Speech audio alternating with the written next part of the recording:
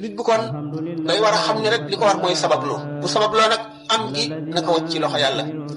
bu amee na sant yàlla bu amul na sant yàlla ndax xamul am ak ñàkk am lu ci gën ñàkk am gi mën na gën am yawmal qiyaam sallallahu alayhi wa sallam wax na ko nga gis jaam bu ñuy décorer di ko teral yëkkati ko ci maqama yu kawe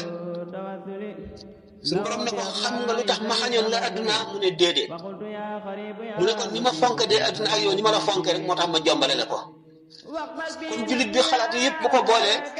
du jaaxle du tiit lu ko dal du ko metti lu mu wut amu ko it wala mu bëggoon ko amu ko it du ko metti loolu na fekk rek ngëmam dëgër mu xam ne lu ñëw yàlla